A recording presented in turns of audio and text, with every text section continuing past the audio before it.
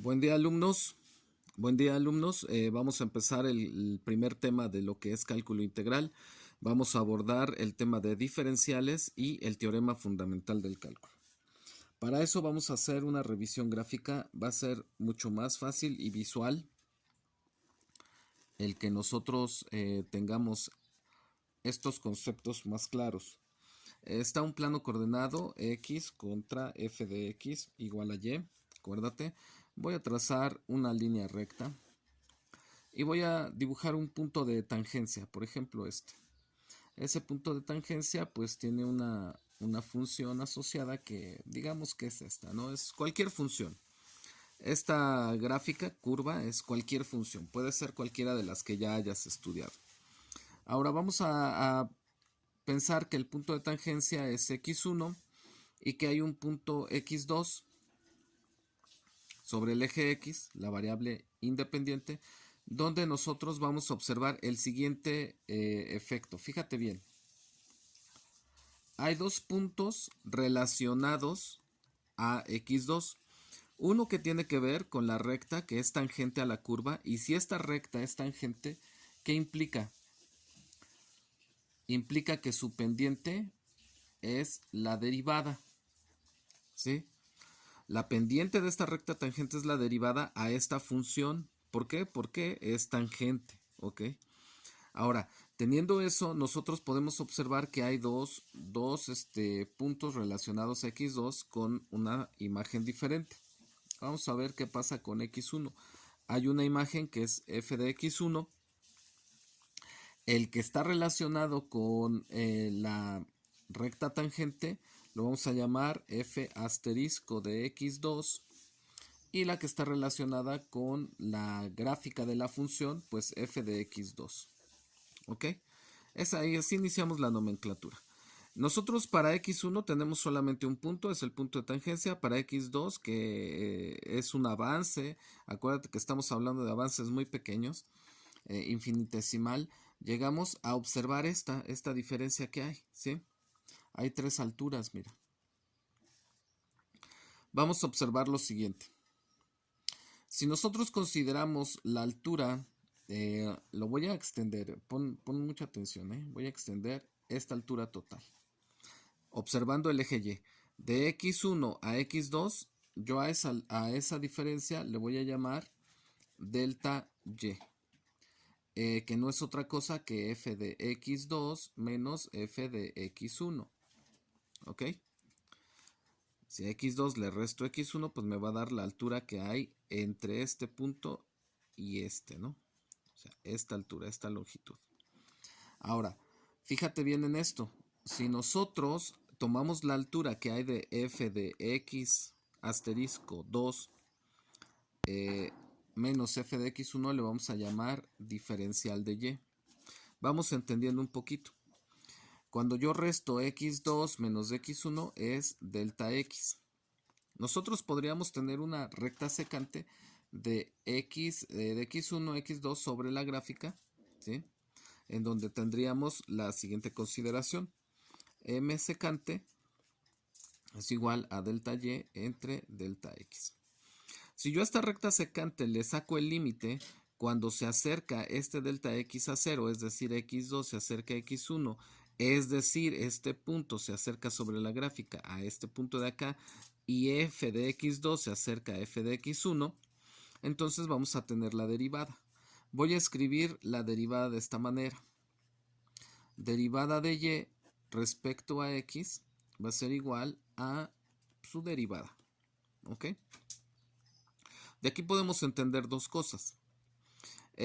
Esta nomenclatura es la nomenclatura que usó Newton como un diferencial, como una razón de cambio. Esta nomenclatura fue la que usó Leibniz y estuvo relacionada mucho con la gráfica de la función. ¿Ok? Si nosotros observamos, de aquí nosotros podemos, como una razón de cambio, podemos encontrar que dy es igual a la derivada por el diferencial de x. ¿Ok? Ya encontramos el primer diferencial de y. que esto resulta muy diferente a lo que es el incremento de y, fíjate bien. El incremento de y, es decir, la función conforme va avanzando, conforme avanza x, la función en su gráfica avanza en determinado delta de xy, pero no es otra cosa que trazar rectas secantes de punto a punto. La derivada, el diferencial de y, es un efecto que es exacto al recorrido que hace el punto sobre la gráfica. ¿Ok? Entonces, este diferencial de y es el primero. ¿Sucede eso con x? No.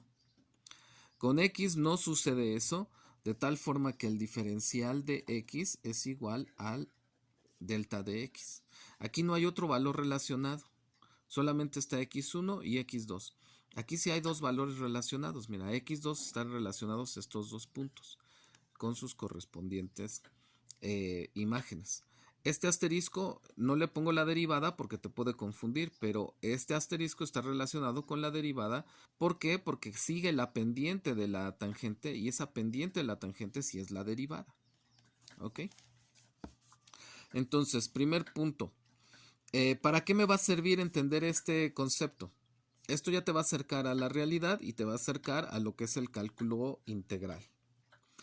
Primero, ¿recuerdas que hicimos la optimización de una caja que era finalmente un cubo? No quiero romper tu esquema, no quiero hacerte pensar que no sirvió para nada, pero eso no es real. ¿Sí? La optimización a la que llegamos no es real. ¿Por qué? Porque está idealizado. Es como si la pared del material, la pared del cubo fuera cero. ¿Sí? Es decir, no estamos considerando el espesor de la hoja, el espesor del cartón, etc. Cuando nosotros hacemos eso, es decir, yo tengo aquí el espesor, vamos a ponerlo así, tengo aquí el espesor, tengo aquí el espesor, tengo aquí el espesor, pues voy a tener un volumen o más pequeño o más grande, ¿verdad? Más pequeño si es que considero las paredes externas. El espesor me va a quitar parte del volumen interno. Si nosotros consideramos el volumen externo, pues entonces tendríamos que plantear una dimensión mayor. Te voy a poner otro ejemplo. Otro ejemplo es cuando tú pintas una pared. Dices, tengo una pared que mide 5 metros por 3 de alto. ¿Sí? Entonces yo necesito 5 por 3, 15 metros cuadrados. Y la pintura te dice, pues 1 litro te alcanza para 2 metros cuadrados en una mano. ¿Sí? Tú haces el cálculo y bueno, aquí es fácil, ¿no? ¿Cuántos litros necesitaré? Aquí 7,5 litros. 7,5 litros necesito para pintar esta pared completamente. A una mano. Pero cuando llega la realidad, tú dices, no, es que no me alcanzó con 7,5, necesité 8,5, necesité 1 litro más o necesité al menos medio litro más. ¿Por qué? Porque la pintura, por más ligera que pongas, lleva un espesor y ese espesor genera un volumen. Entonces ese volumen, en realidad lo que es, lo voy a poner aquí así como si estuviéramos ejemplificando, ese volumen que se está generando en esa área, pues no es otra cosa que lo que nosotros llamamos un delta X.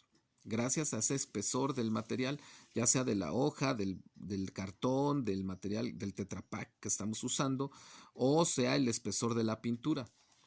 Bueno, esa realidad que sí vemos y que nos afecta es lo que está relacionado con el diferencial, mira. Nosotros al hacer cálculos de estos fueron ejemplos idealizados. Cuando nosotros hacemos la solución del ejemplo ya idealizado con diferenciales, nosotros vamos a tener la solución real. ¿Ok? Por eso era muy, muy conveniente que tú hicieras la optimización, te dieras cuenta que es un trabajo algebraico tremendo, que es posible que lo hagas, pero que al final eso solamente te va a acercar a una realidad, no es la solución total. La solución total se va a dar cuando tú apliques los diferenciales. Entre otras aplicaciones están esas que es el acercamiento a la realidad. Veamos qué es eso del teorema fundamental del cálculo. Yo quiero que recuerdes que cuando vimos lo que es el inverso aditivo, veíamos que estaba el número, estaba el inverso aditivo y había un concepto relacionado. Esto algunos lo saben desde primero, ¿no? Ejemplos, tengo el 7, el inverso aditivo es menos 7, perdón, y el concepto relacionado es 0. Es decir, aquí me implica, el inverso aditivo me implica dos operaciones, me implica la suma y la resta. Cuando yo tengo la suma y la resta al mismo tiempo, lo que obtengo es el concepto de relación y ese concepto que me da el inverso aditivo es el 0. ¿Por qué? Porque cuando sumo el número con su inverso, pues me da el concepto. Y pasa con cualquier número. Por ejemplo, menos 5 tercios. ¿Cuál es su inverso aditivo? Más 5 tercios. Cuando lo sumo, pues simplemente encuentro 0. ¿Ok? Pasa lo mismo con el inverso multiplicativo. Cuando yo tengo el inverso, un número, por ejemplo, y tengo su inverso multiplicativo, voy a tener un concepto de relación. Ese concepto de relación, veamos cuál es. Cuando yo tengo un inverso, por ejemplo, el menos 5 cuartos, su inverso multiplicativo es menos 4 quintos. Aquí yo conservo el signo, ¿sí? Porque no estoy verificando las operaciones suma y resta, estoy identificando dos operaciones bien importantes que es la multiplicación y la división. Fíjate bien, cuando nosotros invertimos, es decir, tengo numerador pasa a denominador y denominador pasa a numerador, estamos invirtiendo conservando el signo. ¿Qué sucede cuando yo los multiplico? Menos 5 cuartos por menos 4 quintos me va a dar 1. ¿Ok? Menos por menos más, 20 entre 20 es 1. Es decir, el concepto que me relaciona es el 1. ¿Ok? Y eso pasa para cualquier número que tengamos. Si tengo, por ejemplo, el menos, el más 5, entonces voy a tener más un quinto. 5 por un quinto, pues me va a dar 1. Y tengo la multiplicación y la división al mismo tiempo para que me genere el concepto. Te puedo seguir dando la explicación de las operaciones conforme las fuimos viendo. Por ejemplo, la radicación y la potenciación. La radicación y la potenciación están relacionadas por la base, que es vamos a ponerlo aritméticamente. Por ejemplo, 4 es igual a 2 al cuadrado. Si yo obtengo la raíz de 2 al cuadrado, pues es 2. Es decir, la base que puse para la potenciación. Lo mismo pasa con el logaritmo, ¿verdad? Cuando yo obtengo el exponencial de un logaritmo o el logaritmo de un exponencial, lo que voy a obtener es la base. Es decir, cuando yo tengo una potencia y una raíz, el concepto de relación es la base. La base es el número que yo tengo como unidad de referencia a la cual elevo a un exponente dado. Cuando yo tengo, por ejemplo, la misma exponenciación y tengo logaritmo base x de n, entonces lo único que tengo también otra vez es la base. Es decir, esta base en un logaritmo nuevamente es la que cuando tengo las dos operaciones al mismo tiempo es lo que obtengo como concepto. Esto sería el concepto. Pues observa esto porque es muy importante. De aquí se derivan el teorema fundamental de la aritmética. Todo esto es teorema fundamental de la aritmética. Existe también el teorema fundamental del álgebra. Ahora, fíjate bien. Cuando nosotros volvemos a observar esto, la notación de Newton y la notación de Leibniz, ya dijimos que vamos a obtener lo que es el diferencial. Ya tengo el diferencial. dy implica la derivada respecto a x. Esto es respecto a x, pero la derivada, la función derivada, pues es esto. ¿Ok? Fíjate bien esto, cómo lo voy a escribir. F de x es y, entonces diferencial de f de x es igual a la derivada respecto a x. Voy a enseñarte lo que es la integral. Cuando yo hago la integración, lo voy a hacer aquí paso a paso. Este es el símbolo de integración, es como una sumatoria, ya verás por qué, es como una S alargada, del diferencial de f de x, es la integral de la derivada, ¿sí?, de f de x respecto a x. Cuando yo tengo la integral y el diferencial al mismo tiempo, ¿qué voy a obtener? La función. Entonces, la función es igual a la integral de su derivada respecto a x. ¿Sí? Fíjate bien, cuando yo tengo la derivada y la integral al mismo tiempo, entonces nosotros encontramos el concepto de función. Es lo mismo que pasó con la suma y la resta, es lo mismo que sucedió con la multiplicación, la división, es lo mismo que sucedió con potencia raíz y potencia logaritmo. La derivada,